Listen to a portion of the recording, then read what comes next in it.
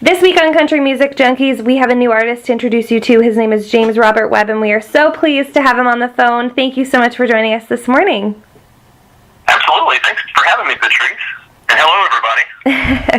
So, James, I want to kind of start from the beginning of your career, because you have had a ton of experience within the music industry, not only as an artist. Can we kind of go back to the beginning to where this all kind of began for you? Some of my earliest memories are probably being around my parents' piano, figuring out melodies, probably, 3 or 4 years old, and listening with big, giant headphones that were probably twice the size of my head. The stereo consoles, all the stuff that my parents had. And I got into formal piano lessons for a couple of years when I was younger, and then moved on to various instruments in band. And in high school, I was the Oklahoma All-State Jazz piano player, and that continued on. College, I'm a symphonian, if there's any symphonians out there, but I continue to play in organized school things as well as outside bands. But really, just a couple of years ago is when I started focusing on my music career as singing, because most of the time I've been an instrumentalist, and then I things have just started working out from there since I followed that vocalist singer pathway. Things have really opened up. So. Well, that is awesome. So let's talk about your songs and the sound that you have as a country music artist. How would you describe yourself? I tend to describe it as a modern take on traditional country. I really like modern instrumentation and song forms, and the way we're not really bound necessarily by the old song forms, but at the same time, I do. If I'm going to play some of the country, I like to draw from something that sounds like country music. Right. So I don't like to put in necessarily like filtered, synthesized drum beats, which is fine for people. But so I look at like say the Dixie Chicks when they came around. Yeah. They were very pop, and if you look at it, if you were to chart out and like play on piano or something, they're very pop, but their instrumentation was very traditional. It was even more bluegrass than country sometimes. So usually what I'm going to have in my albums, you're going to have acoustic guitar, and it's not going to be this, blow my head off, tears in my beer kind of thing. I like the up-tempo honky tonk. I like the stuff in the 90s, for example, and I draw a lot of inspiration from Garth Brooks and Brooks and Dunn and Reba and bands from that and singers from that genre. Sometimes we do some throwback things like our Christmas album, Born This Day. We had a Blue Christmas, for example, and we took a lot of inspiration from like the Ernest Tubb recording, for example. And we had Old Toy Trains by Roger Miller, and we were pretty true to that type of instrumentation.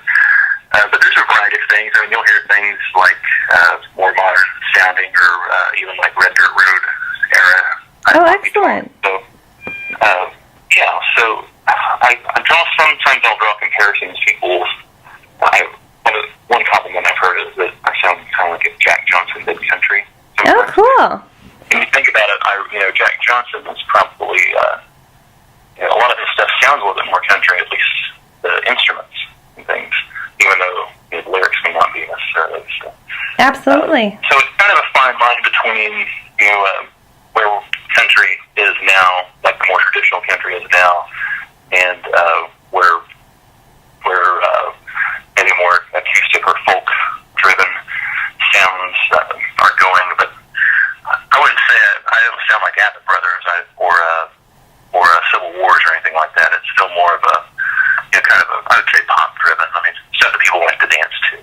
Excellent. Well, that's great. And we look forward to hearing the new album. You expect that it'll probably be out sort of in the late fall? Is that still the time frame? That's right. We're hoping to have it out October. The first single, "Party in the Barn," is a up-tempo kind of honky tonk that I wrote that's out playing on music radio stations. And the single and video will be out here in a couple of weeks. But I think the album we're Excellent. And if fans... You can check out Sorry. Go ahead. No, I was just going to say, if fans want to check out your music and kind of see what you have out currently, how can they do that? Sure. The best way to keep up to date with what I'm doing and where our tour is at is to go to jamesrobertwebb.com. That's web with two B's. So James Robert Webb, if you Google that, that's my website.com. Same thing for the Facebook, Twitter, Instagram, Pinterest, Reverb Nation. That's all James Robert Webb. And Reverb Nation is probably maybe the best place right now to listen to just a variety of stuff that we have. And if you go to jamesrobertwebb.com, you can sign up for our email list. And we don't, we send a couple of emails out a month. But when we are doing something big like a video release or single release, that's definitely where you'll hear that first. Amazing. And also, we're at the end of this album release, we're going to randomly select somebody from the email list for a house concert. So.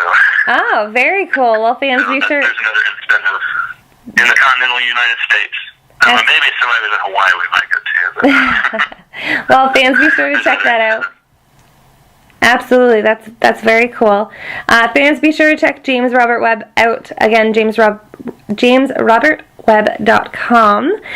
Thank you so much for joining us today, and we look forward to hearing your new album release this fall. Absolutely. Thanks again for having me, Patrice, and have a great day.